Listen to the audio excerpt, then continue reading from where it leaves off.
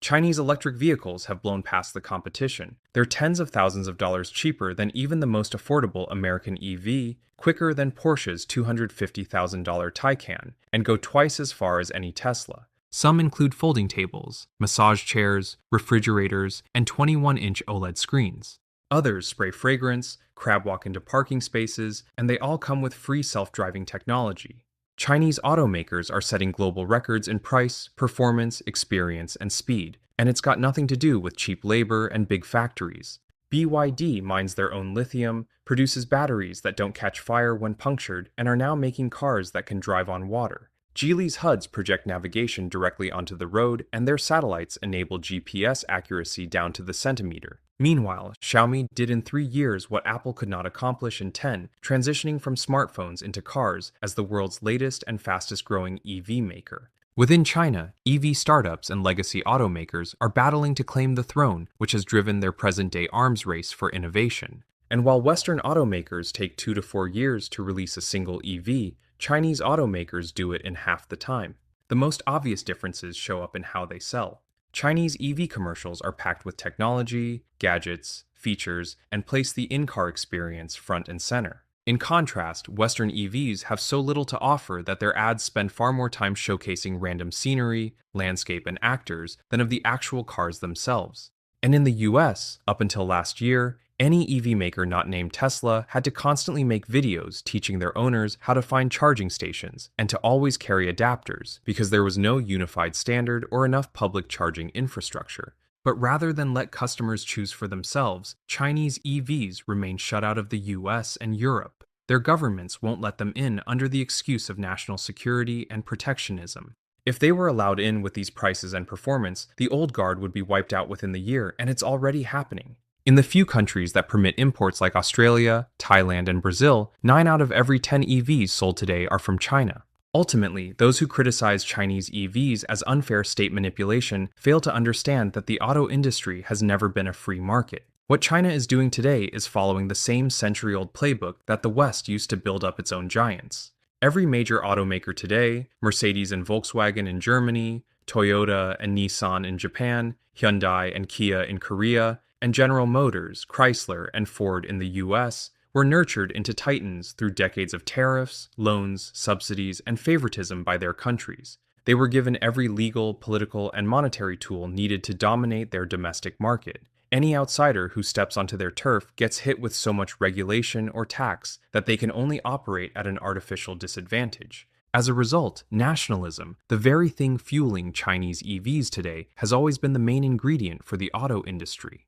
This is not the first time that American automakers have been outclassed. Their current outcry over the Chinese in the 2020s is no different than what happened in the 1960s with the Germans and 1980s with the Japanese. Nationalism is not inherently wrong so long as it leads to innovation. Germany bet on car manufacturing to re-energize its war-torn economy and re-establish the country as an industrial superpower. They placed heavy tariffs on all foreign cars and funded Volkswagen, Mercedes, and BMW. This ensured that Germans would always buy local and their homegrown automakers would have the space, resources, and runway needed to leapfrog America's automakers.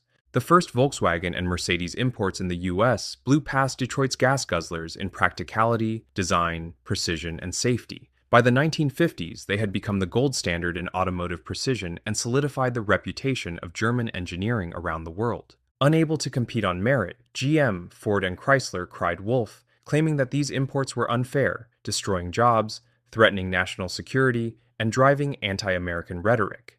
To prevent a total bloodbath, Uncle Sam slapped a 25% tax on all foreign trucks. Trucks were Detroit's bread and butter, yet sedans remained untouched, as the government didn't want to spark a trade war. 60 years later, this tax remains and is the main reason why Ford, GM, and Chrysler today still hold so much of the US pickup truck market.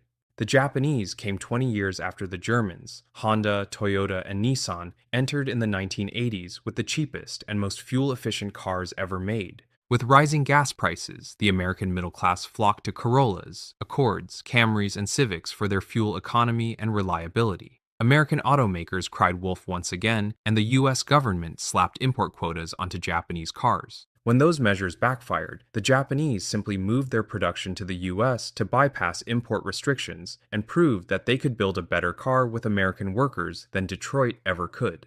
Today, GM, Chrysler, and Ford are only alive thanks to their government-protected oligopoly in trucks. It's the vehicle segment that fuels most of their profits and where their competition can never reach them.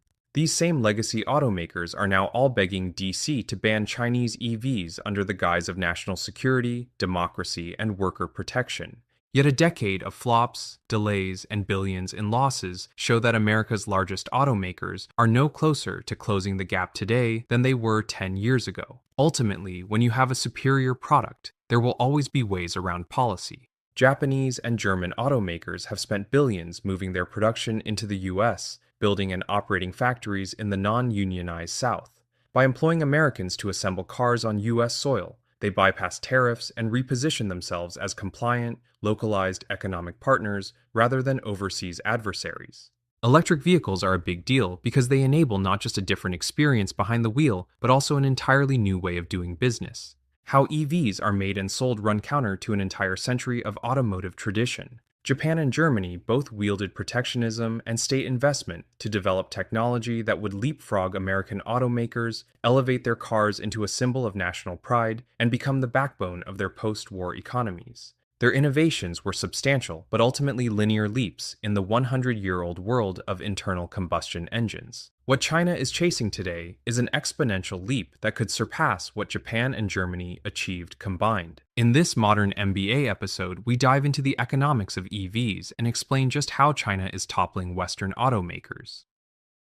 We talk a lot on Modern MBA about market leaders and the moats that protect them. Right now, there's a massive shift happening where every CEO and business owner is trying to figure out the same thing. How do we make AI actually useful for us? Most are just throwing darts, and in business, guessing is an expensive way to fail. But while most companies are debating what to do, their competitors are already moving, automating workflows, improving decisions, increasing productivity, and building real operational advantages. Sitting still has become the biggest risk of all. That's why NetSuite by Oracle helps businesses put AI to work with practical tools built directly into your existing day-to-day systems. NetSuite is the #1 AI cloud ERP, trusted by over 43,000 businesses. NetSuite is a unified suite that brings your financials, inventory, commerce, HR, and CRM into a single source of truth. This connected data is what makes your AI smarter. It doesn't just guess, it knows. NetSuite intelligently automates routine tasks, delivers actionable insights, helps you cut costs, and make fast AI-powered decisions with confidence with total flexibility. From software and IT services to healthcare, equipment manufacturing, financial services, and many other great American industries, NetSuite delivers a customized solution for your business. This isn't another bolted-on tool, it's AI built into the system that runs your business. Whether your company earns millions or even hundreds of millions, NetSuite helps you stay ahead of the pack. At Modern MBA, we take great pride in our accuracy, originality, and craft. We don't use AI tools to write scripts, do research, analyze data, and we certainly don't trust the ones that exist to handle our accounting, touch our own finances, and connect with our payroll. But once Modern MBA scales to that 7-figure milestone, we plan to adopt NetSuite ourselves. Whether your company earns millions or even hundreds of millions, NetSuite helps you stay ahead of the pack. If your revenues are at least in the 7 figures, get the business guide Demystifying AI free at netsuite.com/modernmba. The guide is free to you at netsuite.com/modernmba. netsuite.com/modernmba. To comprehend the business side, we have to first understand the differences between internal combustion and electric vehicles, and why it's not as simple as just swapping out gas engines for electric batteries. For the past 100 years, the auto industry has been built on outsourcing. The more you outsource, the lower your costs and the higher your return on investment. This model is identical to that of hotel chains, who design the room, control the customer experience, and manage the staff, but rarely own the building or land.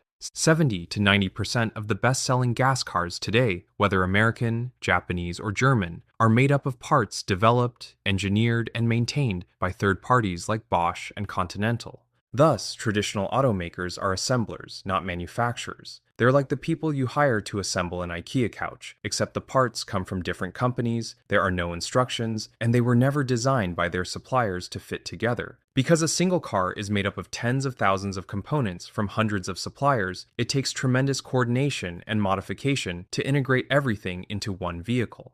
Outsourcing allows automakers to pass through liability and capex. When a part is no longer needed, automakers can just stop ordering, instead of being saddled with factories and workers they can no longer use. Under this modular architecture, failures are isolated to a single mechanical part, rarely cripple the entire vehicle, and can be traced back to the exact supplier who can then be held accountable. The suppliers themselves have no incentive to move up the value chain as they want to sell to as many automakers as possible. But car parts are as much electronic as they are mechanical. Every feature, from cruise control to heated seats, is a mini computer that requires its own power and data. Every light on your dashboard is a status update from a computer. Thus, a gas car is made up of not just tens of thousands of independent mechanical components, but also hundreds of these computers from the same suppliers, each running its own proprietary code. Automakers historically called these computers black boxes, since they didn't know or care to know how they worked. They only needed to know what signals went in and what signals came out. This is why gas cars contain miles of copper wiring just so all these computers can fit inside. Automakers have no ability or access to modify the code on these computers themselves, since it's all owned by the supplier. If an automaker wants to update, they have to wait until after the supplier writes new code and ships it on a new computer to be physically inserted into next year's model. The only things that traditional automakers do not outsource is the engine and body. The engine is their primary differentiator, an embodiment of engineering prestige measured in horsepower or fuel efficiency, and what makes all those signature sounds, vibration, and feel. At the same time, internal combustion engines are technical, proprietary moats built on billions of dollars and decades of testing. You can't buy a production-grade IC engine off the shelf. This is why there hasn't been a new mass-market IC automaker in decades, as no company has ever survived building their own without government support. And because automakers are liable for safety, they have to control the welding, material, and structure of the body to ensure that the car holds up in a collision. It's wholesale in, wholesale out. Automakers buy parts in bulk and sell the assembled product in bulk to dealers. They get paid when a vehicle leaves their plant and have no responsibility for whether the car actually sells. Hence, dealers care only about maximizing one-time sales, even if it comes at the expense of the brand and consumer experience. As franchises, they can mark up prices as much as they like. This disconnect between wholesale and retail is what has driven the painful shopping and haggling that have defined the American car dealership experience for generations. For decades, this was all completely rational. Why make parts if there are proven suppliers who can provide them at prices that no single automaker could ever achieve in-house? Why get into the weeds when there's enough complexity assembling everything together? Why go direct to consumer when you can sell in bulk to dealers? As a result, gas cars are like spaghetti, where thousands of parts and hundreds of computers are physically smushed together to form a single vehicle. The resulting experience is static. Any upgrade must be negotiated through its respective supplier, who doesn't care beyond the component that they've been contracted to deliver. This leaves automakers with little control over the evolution of their vehicles beyond the engine and chassis. Thus, when you buy a gas car, you're paying for not just the automaker's margin, but all the other layers of margin that every supplier has charged them for their component. Electric vehicles shatter this century-old playbook. In this new world, vertical integration is necessary. While gas cars are built as compartmentalized mechanical machines, EVs are software-led unified systems where most parts are made in-house. EV makers embrace manufacturing and willingly invest billions upfront to control the consumer experience, accelerate innovation, and own as much of the supply chain as possible. They ditch the outsourcing, distributed architecture, copper wiring, and black boxes in favor of high-speed data cables, centralization, and software. When you steer, brake, or accelerate in an EV, you're not physically engaging the mechanics. Instead, you're providing data to sensors and supercomputers that translate your physical intent into digital commands for each corresponding component.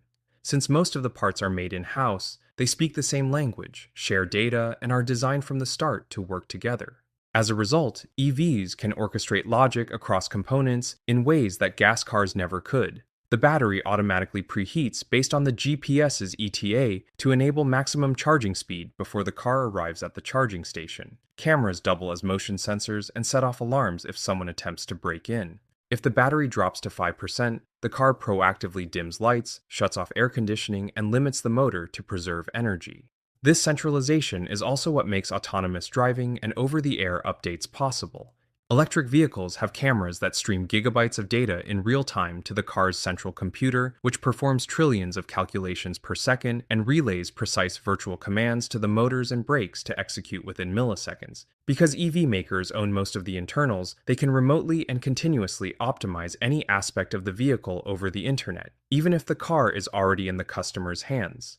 It's the opposite of how cars have been made for the past century. EV makers start with a vision and then work backwards to produce all the hardware and software needed to achieve it. In contrast, traditional automakers must bend their visions to accommodate suppliers and are constrained in what they can achieve as last-mile assemblers. With so much of the execution outsourced and every supplier constrained by their own budget, ability, incentives, and scope, the gas car is and will always be a patchwork of mechanical compromises. This fundamental shift in architecture, manufacturing, and business is why all the legacy automakers have struggled to make competitive EVs. They only know about engines and procurement. They work off of multi-year release cycles rather than the 12 to 18-month agile timelines of EV makers. It's not that Ford or Honda don't know how to write good code, it's that they've never even written code in the first place. While their supply chains have been perfected for IC commodities like spark plugs and transmissions, the EV supply chain requires entirely different components and raw materials that existing suppliers do not possess.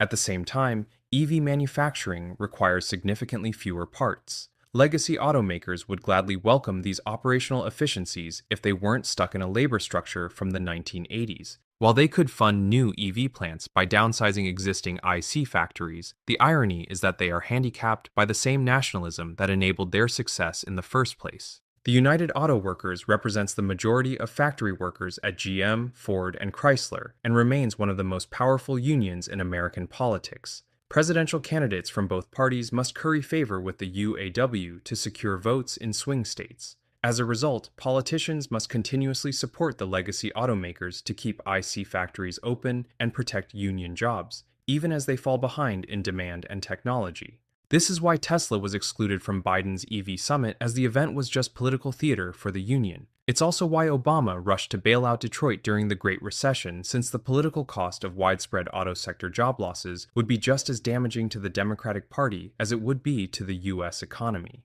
Bankruptcy would have wiped out the generational votes of hundreds of thousands of union members and retirees.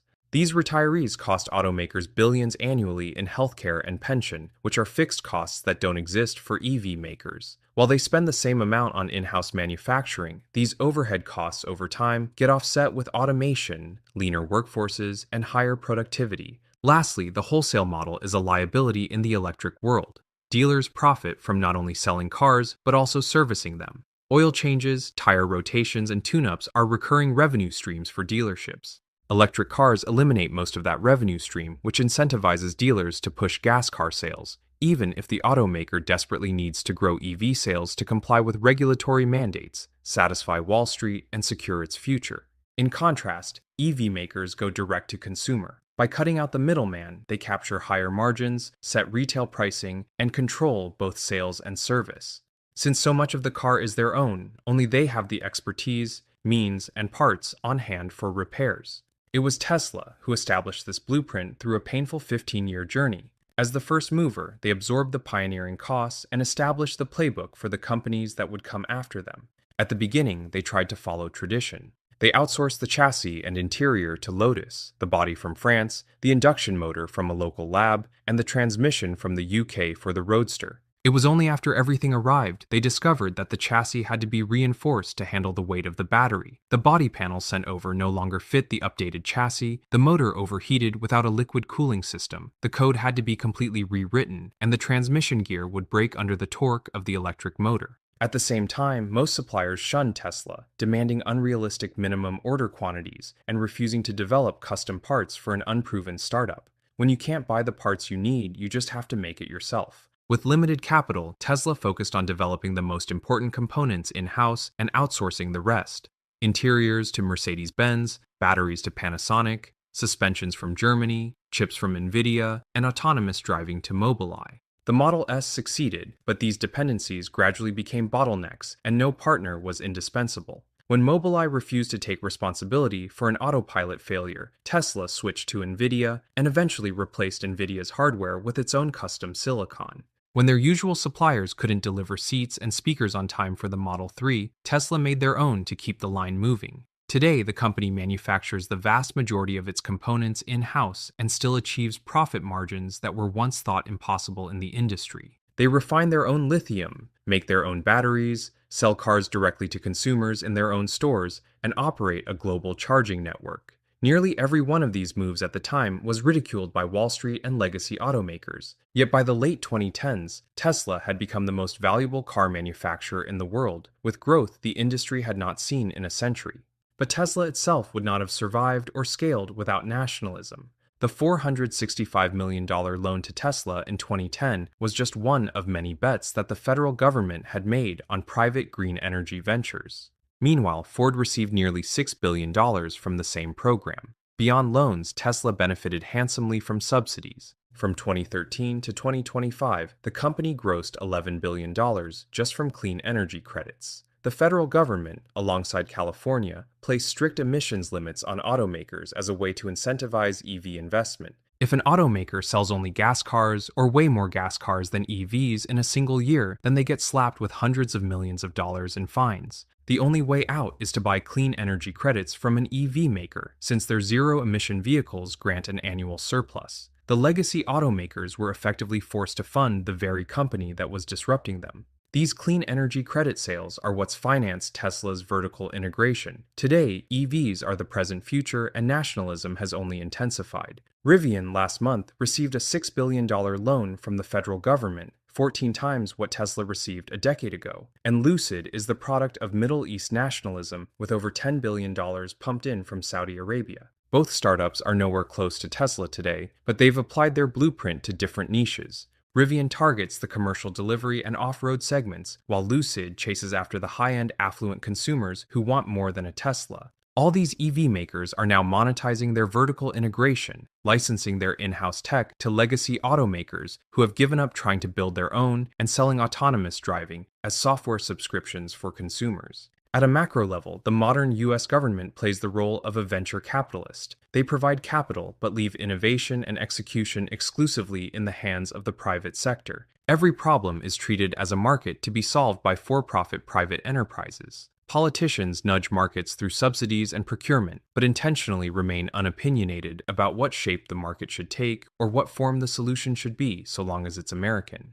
Companies are expected to compete and solve all the structural challenges on their own. When a winning innovation does emerge, the government will frequently step in to help that company scale and hold on to its market share through incentives, rebates, deregulation, or protectionism. This has been applied not just to EVs, but also cellular, aerospace, utilities, healthcare, and surveillance as public benefits delivered through private enterprises. While this approach has enabled the US to lead the world in innovation, the trade-off is that private solutions are optimized for shareholders rather than consumers. That's why internet in the US, even in Silicon Valley, is more expensive yet substantially slower than other first world countries, why large parts of the nation still have poor cellular coverage, and space exploration is being led by billionaires with more money than time.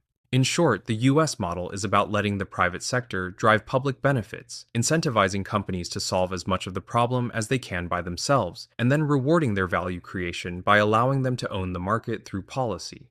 But no private company can match a long-term, centrally coordinated system that aligns public funding, policy, private interests, and industry planning like China has done with EVs. Like the Japanese automakers of the 1970s, China's EV dominance is the result of a disciplined 20-year master plan to transform the country from a producer of cheap goods into a high-tech, modern industrial superpower. In the early 2000s, China recognized that the US, Europe, and Japan had a 100-year head start on internal combustion engines that they'd never catch up to. Instead of pretending they had a shot, they opted to pool their chips further down the road. EVs then were already framed as the future, yet no one had been able to make them work. Yet they held immense strategic value for China, as electrification would be the cure to the country's infamous air pollution and dependence on coal. China used loans, subsidies, and policy to compel automotive innovation at a volume, depth, and speed that far exceeded Japan in the 1970s and Germany in the 1950s. Between 2009 and 2023, the Chinese government spent $230 billion on the EV industry, but rather than funneling all that capital into a few automakers, it spread this investment, building the market, scaling supply and demand in tandem, and incentivizing innovation throughout the supply chain rather than just in the finished product. By 2010, China was giving anyone who bought an EV rebates up to $10,000 and a 10% tax break. If they lived in a Tier 1 city like Shanghai or Beijing, they got an additional cash bonus up to $6,000. These rebates combined exceeded the average annual national household income. The country was effectively paying its citizens to use EVs. In the same year, the government mandated that all public buses and taxis had to be electric. Historically, car ownership in China had been heavily restricted through license plate lotteries. It was the government's way of combating air pollution, reducing gridlock, and incentivizing public transit. But anyone who bought an EV would be immediately granted a license plate, bypassing the impossible lottery. This radical generosity and turnaround in policy ignited demand, accelerated EV adoption, and gave automakers a captive customer base overnight. China's first-gen EVs were objectively bad in aesthetic, experience, and performance. But because the price was so low, customers were guaranteed, and Chinese automakers could afford to fail fast and iterate without going bankrupt. Whenever they needed cash, the government provided low-interest loans through state-owned banks. Instead of leaving the charging dilemma to automakers, the Chinese government took direct ownership with a public solution. State-owned utility providers were ordered overnight to blanket the country with charging stations. This is why China today possesses the world's largest and cheapest charging network, as charging is treated as essential public infrastructure rather than the extension of private for-profit ventures. It took the country 13 years to build 10 million charging stations, a volume that no single or even collection of private companies will ever reach. But China's ace in the hole is ultimately not in software or hardware, but instead further down the supply chain in minerals and chemistry. Western countries have long treated mining and refining as a dirty, low-value business best outsourced to third-world countries. Through the 2010s, they shuttered mines and refineries under the logic that these were mature, commoditized industries with little room for growth, innovation, and profit. The margins were too small to justify continued private sector investment. When these firms rationally exited these industries, so did the knowledge and industrial ecosystem that once surrounded them. Western governments allowed this erosion as they trusted entirely in the wisdom of the private sector, failing to realize that these dirty industries are the foundation for high-value sectors like aerospace, defense, and EVs. In contrast, China took the long view and treated mining and refining as a problem that could only be solved through the public sector. Through state-owned enterprises and long-term policy, China absorbs the short-term economic losses and environmental costs to build the long-term ecosystem and talent pool needed to fuel domestic private sector innovation. By 2023, they had built more refineries than any other country in the world. Today, the Chinese control 90% of the world's refining capacity for all the raw materials needed for batteries. Even if the lithium, nickel, or cobalt get mined in the US, the raw minerals must still be shipped to China to be processed. Batteries remain the most important and expensive component of any EV, accounting for 30 to 50% of the vehicle's total cost. As a result, any incremental improvement in battery efficiency or cost directly translates into lower prices and better performance for consumers. Chinese EVs are fueled by the cutting-edge innovations from domestic battery makers like BYD and CATL.